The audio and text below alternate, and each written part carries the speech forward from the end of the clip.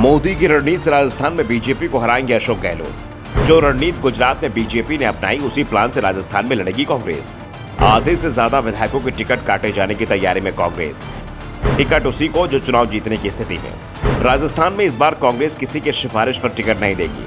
Ticket वितरण में ना तो गहलोत की चली और ना ही सचिन पायलट की चलेगी, तो सिर्फ पार्टी के सर्वे की। सर्वे में जिस नेता की स्थिति मजबूत होगी, कांग्रेस उसी पर दांव लगाएगी। कमजोर उम्मीदवार चुनाव में नहीं उतारे जाएंगे। इसके साथ ही पार्टी की ओर से ये भी संकेत दिए जा रहे हैं कि करीब 50% विधायकों का टिकट काटा जाएगा। पहले 20 से 25% विधायकों के टिकट काटे जाने की बात हो रही थी, लेकिन अब दावा किया जा रहा है कि ये संख्या 2 होने से भी ज्यादा हो सकती है। दरअसल राजस्थान में 3 दशक से सत्ता परिवर्तन की परंपरा चली आ रही है और इस मिथक को तोड़ना कांग्रेस के लिए आसान नहीं दिख रहा है। मिथक ये भी है कि जो सत्ताधारी पार्टी होती है, उसके आधे से ज्यादा विधायक चुनाव हार जाते हैं और कांग्रेस ने जो भी सर्वे कराया है, उसमें भी आधे से ज्यादा विधायकों की स्थिति खराब बताई जा रही है। राजस्थान कांग्रेस हर हाल में विधानसभा चुनाव में जीत हासिल करना चाहती है। यही कारण है कि चुनाव से पहले हर उम्मीदवार की कुंडली खंगालने का काम किया जा रहा है।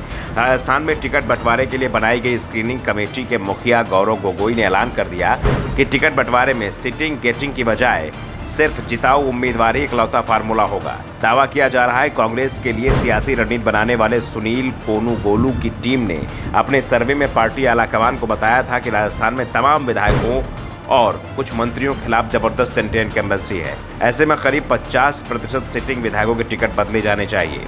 दूसरी ओर अशोक गहलोत विधायकों के टिकट काटने का विरोध कर रहे हैं। अशोक गहलोत का कहना है कि राजेंद्र गुढ़ा के जाने के बाद 121 विधायकों ने राज्यसभा चुनाव में कांग्रेस का साथ दिया।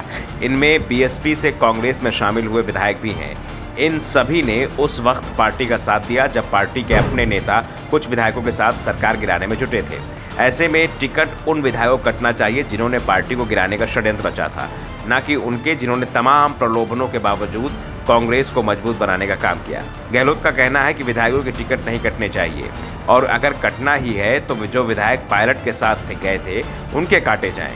उनके कैंप के किसी भी विधायक का टिकट नहीं काटा जाए। गहलोत भले ही विधायकों के टिकट काटे जाने के खिलाफ हों, लेकिन जिस तरह से गौरव गोगोई ने साफ कर दिया कि जिताऊ उम्मीदवार को ही टिकट दिया जाएगा और भारी संख्या में विधायकों के टिकट काटे जाएंगे, उससे साफ है कि राजस्थान कांग्रेस में टिकट का ऐलान होने के बाद बगावत भी हो सकती है।